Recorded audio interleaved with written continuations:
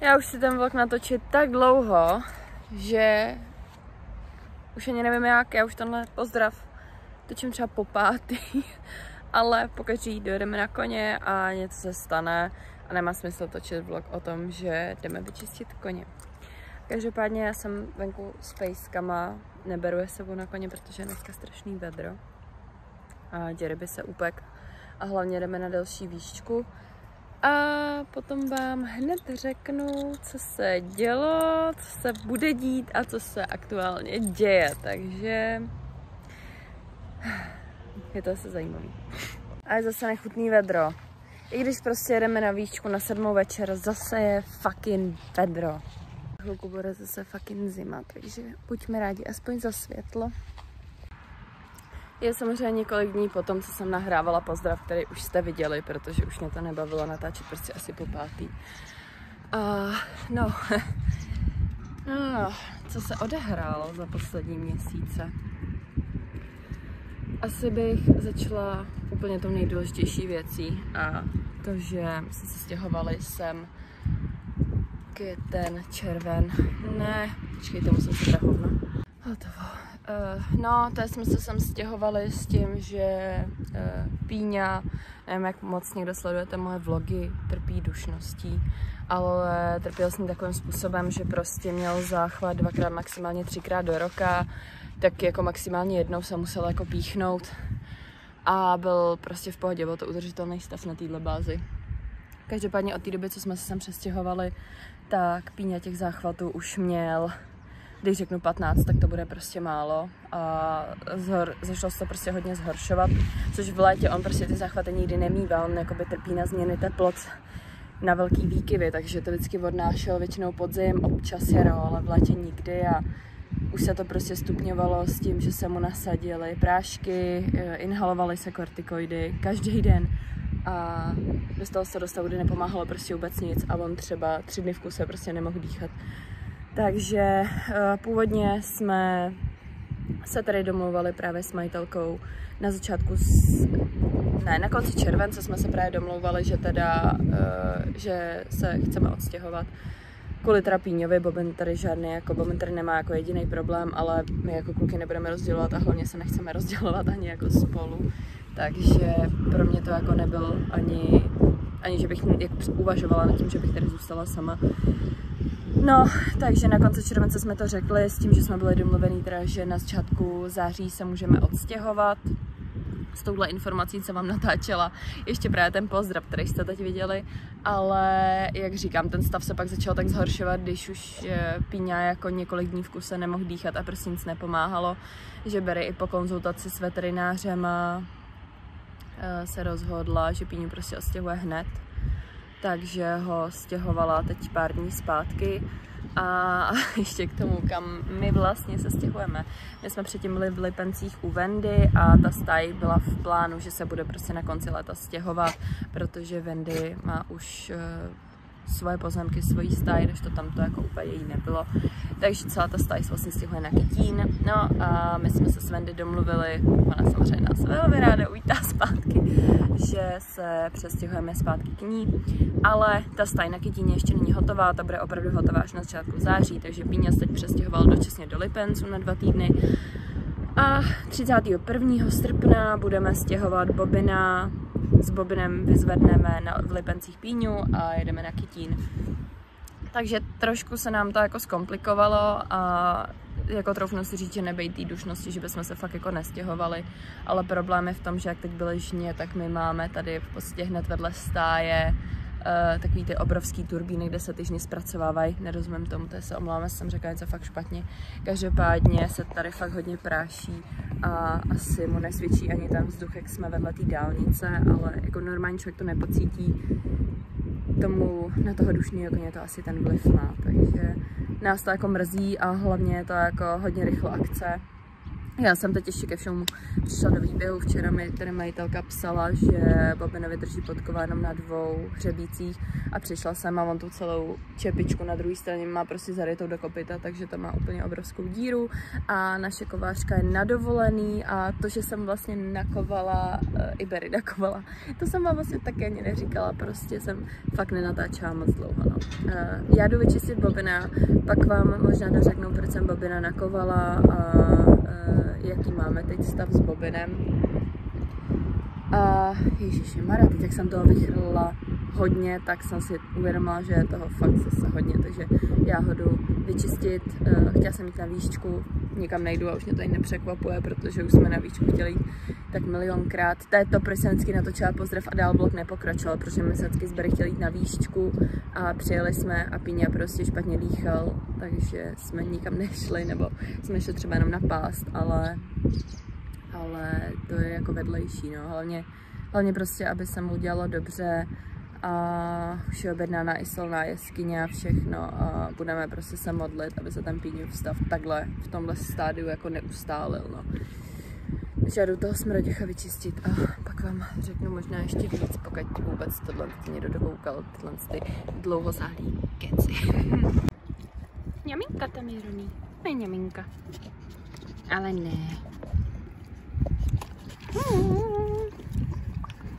To je ňaminka. To je ňaminka.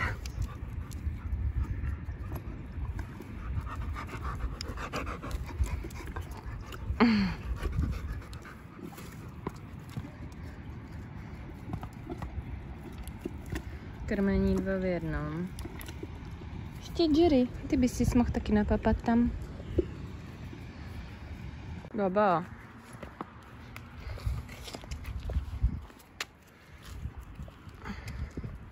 Super.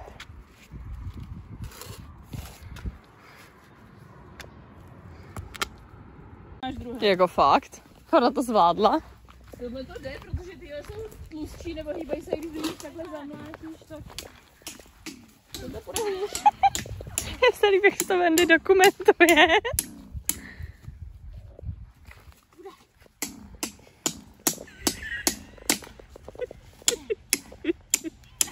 Je to hrozně nebezpečně. Až to na šířku, já ti to pošlu na vejšku. To můžeš dát na různý kanály. Jo. To neboj, to padne. Co padne? Ty padneš. Ne, nebojte se.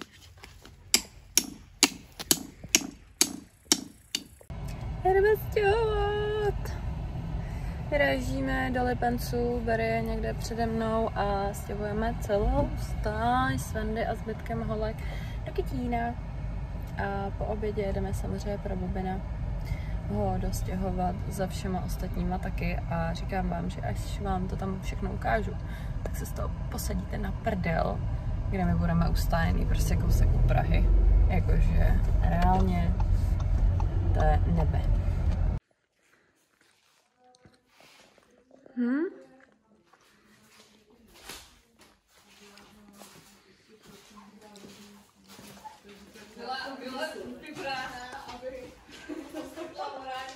Šazlomna. Haha. Ano. První várka koní je naložená a my jsme teď jeli dopředu, jedou 3 vleky a ještě se budou ještě jednou otáčet všichni. No a my teď hledáme 2 koně, co tady zdrhli. Takže je odchytila nějaká paní na zahradě, takže pro ně jdeme vrátit do výběhu a pak se vrátíme, než přijede zbytek koní. Komplikace. Jinak tohle je zatím výběh, kde bude Bobin s Valachama, vede až někam tamhle úplně do zádu. A později se budou dávat zase jinam, ale koukněte na to. My God. Koně jsme našli, spravíme výběh, jdeme sem vrátit a pokračujeme.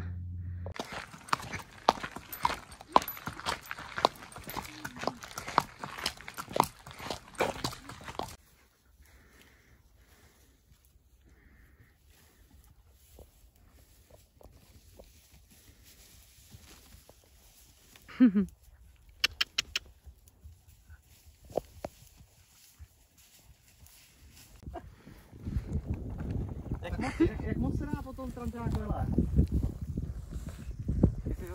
Že bychom ho zaparkovali pod to? Musíme dát na stranu, ale máme něco jedu. Ale už běžej, holky. No, takhle ty tyče odtáhnu. A s dovolením. Udělám překážku. Ježiže, promiň. Ale ten tenka, ne? Antena jde do stíh. Antena vyhrává.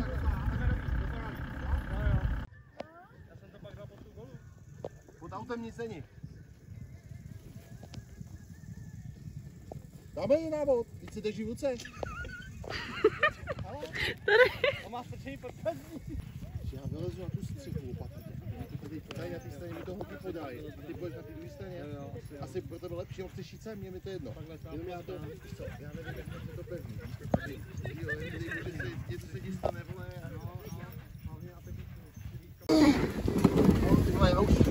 Jo, tady je to hrozný. Počkej, ale ty vole. Tak to... Ale asi spíš někdo už pak na druhou. no ten střed je právě napí. Hele, holky, vemte někdo tu. A tím se to jako taky může stáhnout. Jo, no to je to není jenom na těch. Víš? No ale tady tudy jako vede pro vás. No ale to je ten, co tam vede. Ne, počkej, Ne, nevede. ten vede tady po těch bocích, ten vede společně s tou tyčí. Poslední příjezd. To velké dobré.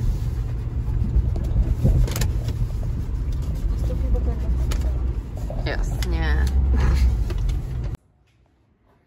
Tak, my jdeme stěhovat tyhle všechny naše bedny na krmení nejdřív.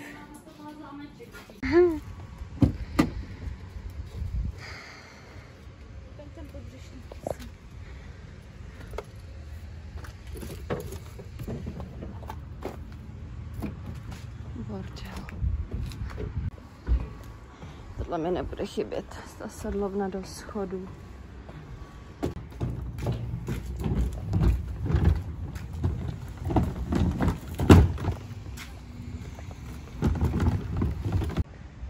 Haló, jedem za Píňou. Zase jedem, viď? Už kaká. Já jsem... Já to viděla.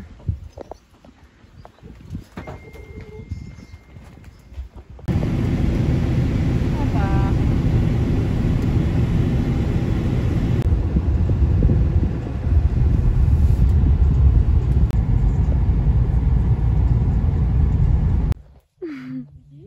Ozis. Akce, Bobo.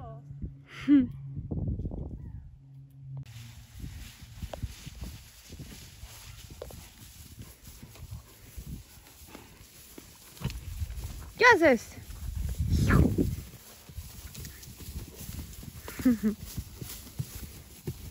Píňák za ním chodí.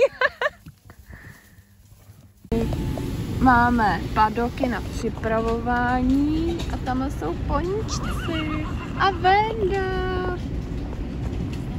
A slepičky tu jsou s domečkem.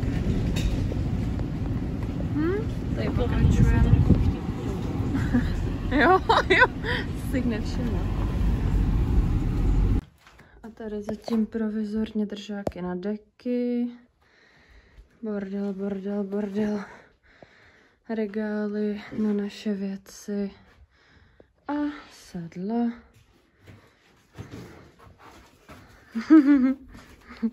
Co Beri, chceš to okomentovat? Ne?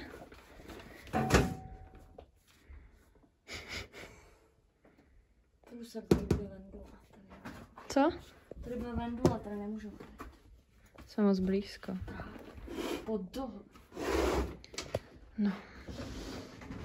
A tak. Ještě... Jo. Ještě se to bude hodně dodělávat. Takže... takže tak. Kvůli makroautu jsem si vlastně strhla ten. To si můžete taky tady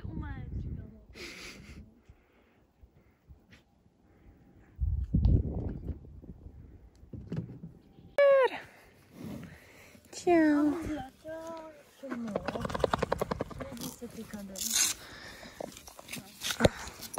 Co jsi dělal s tím uchem, ty Dežo?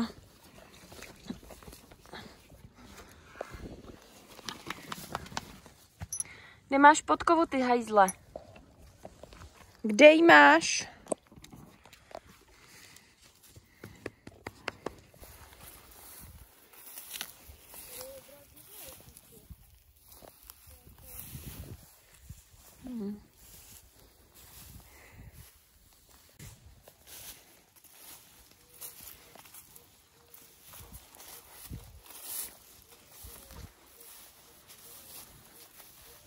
Myslím, že šance, že tu podkovu najdeme, docela mizerná.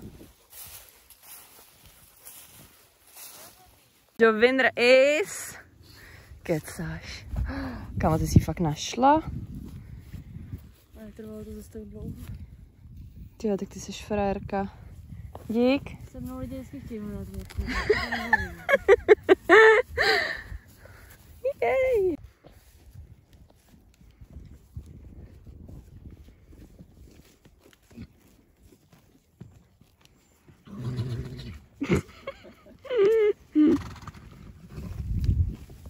Boben si hned první den, co tady byli, večer urval podkovu. Já jsem ani nedávala šanci tomu, že ji najdem, protože včera jsme tady nebyli. A Berry ji našla během 10 minut. Moc to nechápu. A takže se jdeme aspoň projít do lesíčka. Sice ne na nich, ale aspoň na ruce, než přijede paní kovářka nám to se přibít. Jo, já mám sledování na Google Maps.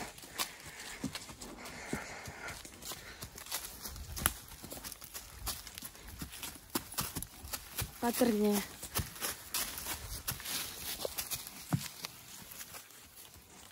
Tady je to tak nádherný.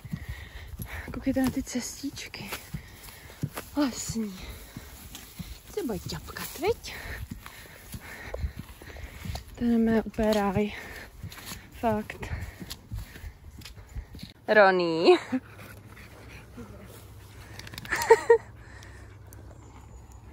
Baba!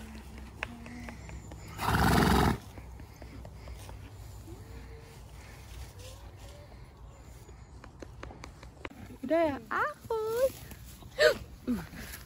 Doufám, že jí Ronny nesežere. Jo. Ne já. Je, Ronny, ne! Ronny, nechy! Ronny!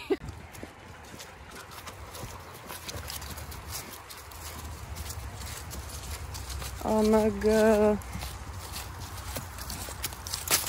Au.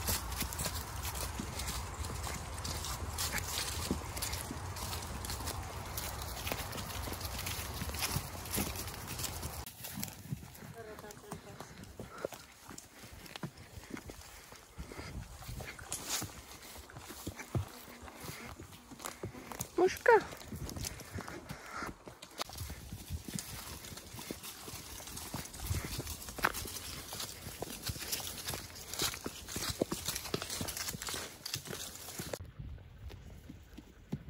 Wow.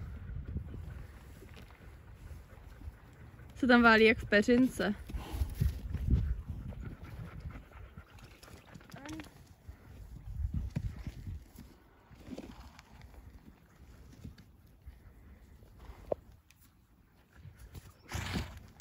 Kámo, proč mi přišlo, jsem viděla tu podkovu druhou.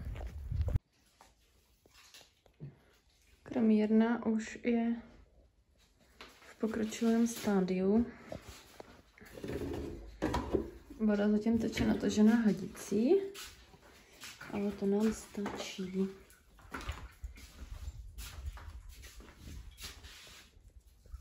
Jdeme domů. Tak pak, kluci. Já už jsem doma, jsem úplně vyřízená, protože je venku zase asi 30 stupňů.